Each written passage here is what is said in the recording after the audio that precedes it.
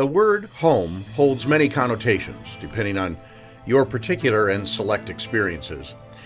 It may stimulate memories of stringing popcorn on Christmas Eve, family gatherings, cheering a rowdy football game, or toasting marshmallows on a hot dog stick, the white goo dripping onto burning logs, a failed rescue onto a graham cracker in a Hershey square. For some, the word home doesn't conjure a Norman Rockwell portrait of tasty, hot, home-cooked meals or good-natured sibling jostling.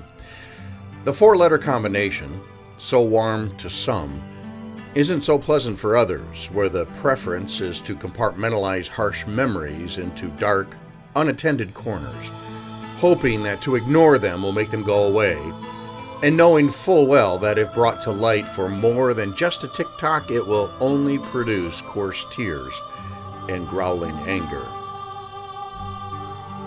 I've been a nomad most of my life, a solitary parade of one, moving city to city, claiming home wherever I plopped my tired cardboard boxes for more than 3 consecutive months. Home became where I was, with just myself. This wasn't my choice, but rather my escape, my salvation from the inclusion of others. To survive, I had to exclude others who made my experience of home a juggernaut of guilt, shame, embarrassment, hesitancy, and, most of all, isolation. At times, I would wish with all my might that I could leave right now, or I'm going to explode from the crushing weight of disappointment. Like a backwoods hermit, whose sole entertainment and fulfillment are his own thoughts and musings, my experience of home had to be exclusive to me only if there was to be any sense of pleasure or contentment. Until I met you, my wife. You have made home a place I treasure, anticipate, strive for, and long for.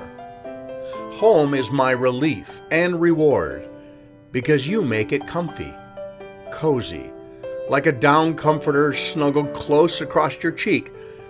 Home to me is a warm refuge against a cold, unforgiving world. Our home means peace and contentment. Like a picturesque chalet in a crystal white snow globe, once shaken, set down to be admired as a place we wish we could be, you have created a reality where all can enter.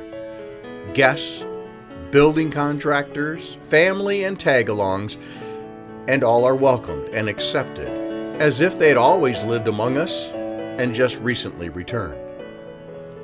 Our home means joy and happiness, because you bring both to invigorate a lively, engaging atmosphere of laughter, silliness, music, and play.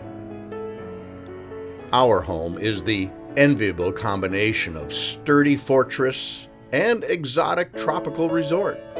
No matter what happens while I am away and am forced to manage the irritating turmoil of travel, with an idiot smile and contrived courtesy, I can always return to the one place that anyone would covet, the one refuge where after crossing the moat, raising the drawbridge, I can relax, feeling at once safe and secure to be myself, while at the same time basking in the sun-drenched love of one of the most beautiful creatures on earth, a fantasy of physical lust, who can sense what is needed and with joy and satisfaction fulfills every wish and desire. I love being home. We make it our home. As if walking through a garden you'd love to have for your own, but lacking the skill or desire to build and nurture one yourself, others can visit us feeling a sense of something uniquely pleasant, but different from their own abode. It will always be, in the end, privately ours to share and relish. Many accept and like being in our home, their little cave, their exclusive address, but our home encapsulates my thoughts and desires, driving me through each day 24 hours closer to returning to our haven because you are there. peace and contentment thrive because the rarefied air you create encourages and stimulates these life-sustaining attributes. You voice words of love, withholding criticism. You applaud success and console weariness. The wisdom of King Solomon acknowledges that a cheerful heart is good medicine.